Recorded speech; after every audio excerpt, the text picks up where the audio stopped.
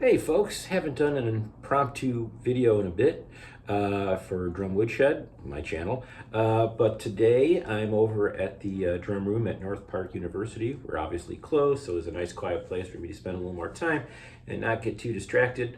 I have the afternoon to do some practicing here. And I thought I would, what I like to call, break out the books. If I have a little more time, and I'm trying to, I'm playing some gigs and I'm busy. Holiday season's busy. I'm starting to find some things that are not quite where I want them, or when I reach for them, I'm not quite getting them. I have a break out the books moment, and that means I'm going to probably get a little deeper with some of the things that I'm trying to pull off and see if I can find some exercises to kind of work on it. Then I'll go and just kind of play and, let it rip a little bit and just improvise. I'm not there today with this material, so I pulled out one of my best books, or my favorite books, I should say, John Riley's second in his jazz series. He's got a bunch of books, Beyond Bebop Drumming. We all know that. So I opened it up to the kind of hi-hat and snare drum and bass drum independence thing. I played through the eighth notes section, did pretty well.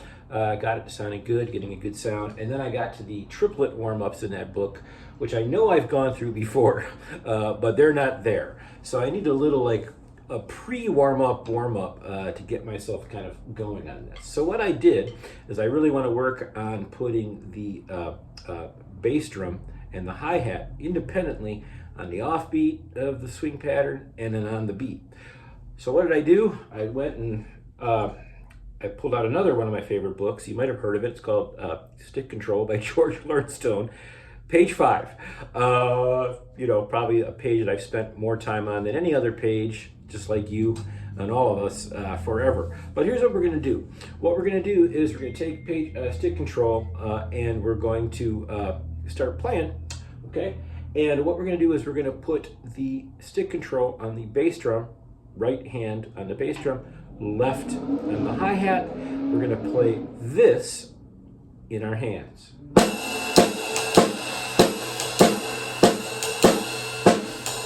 Pretty simple, okay?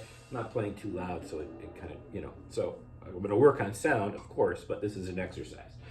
So that's all you're going to do. You're going to read stick control on the offbeats or the let counts, okay? Reading that between your bass drum and your hi-hat.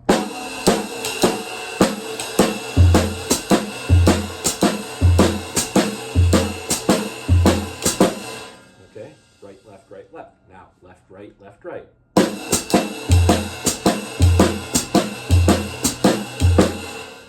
Right, left.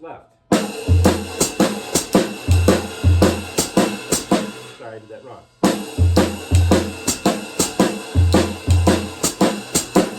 Okay, when you get to the 5, 6, 7, and 8, which is paradiddle and inverted paradiddles, really try to learn the melody of what you're playing versus kind of thinking of the sticking. So this is number 5, the paradiddle. Sorry.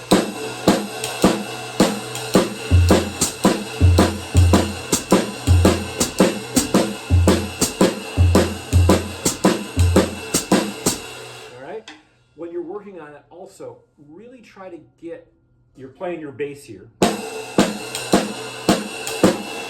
really try to get the hi-hat and bass drum on the very end of that beat. So instead of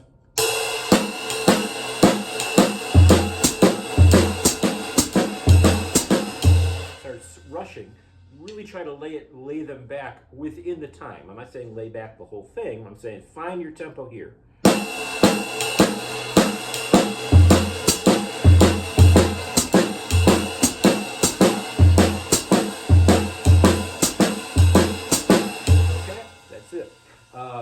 Move that along.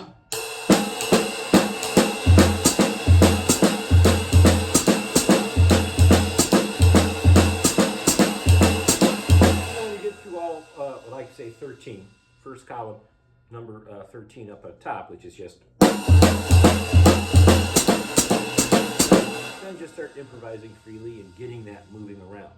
Of course, you have to do the other direction. So now what we're going to do is you can kind of play the Louis Jordan shuffle. And now you're just reading stick control, essentially what you would be thinking of in quarter notes.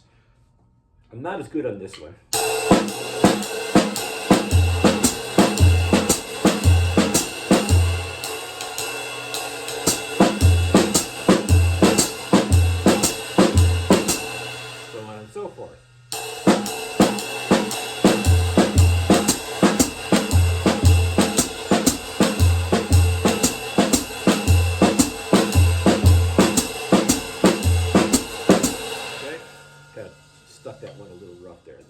fix that. There you go. If anything, then when you go back to your normal hi-hat playing in 2 and 4 and playing some more bass drum stuff, then that's actually going to lock in even better and fit into your ride, because you're kind of not just doing one of these kind of oh-hum things. When you do this, 3 tips again. All the offbeats should always be, excuse me, on the back side. You know what? Let me get a little drink of water in my North Park University, the room I'm in right now. My water bottle. Beautiful. Play that, and then the other thing I want you to think of is when you're playing a longer set of notes on the hi-hat and bass drum, try to keep them laid back in the time and also phrase them a little bit. So if you're doing this one,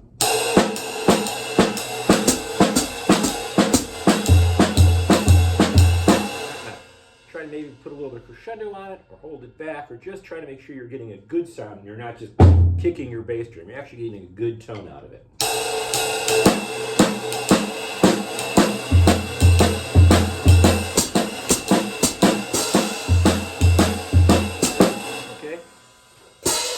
Some open hi-hats are cool too. Finally, the whole goal of this is to be able to then do the next motion of taking that subdivision and now doing it in triplets, and that would mean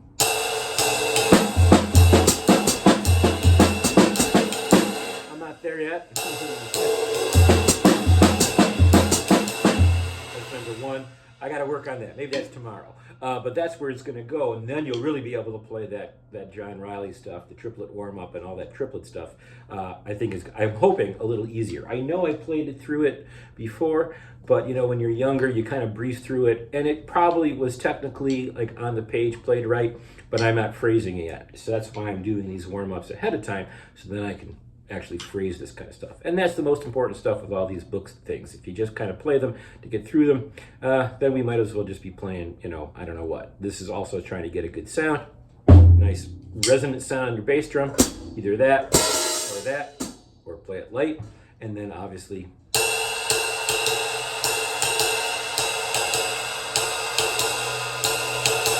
never any tension, just enough tension to keep the time, as I guess Elvin Jones used to say. All right, have fun with this one. All right? And look at this vintage REI jacket that I keep in here. I'm vintage. I don't have vintage drums, but I have a vintage REI jacket.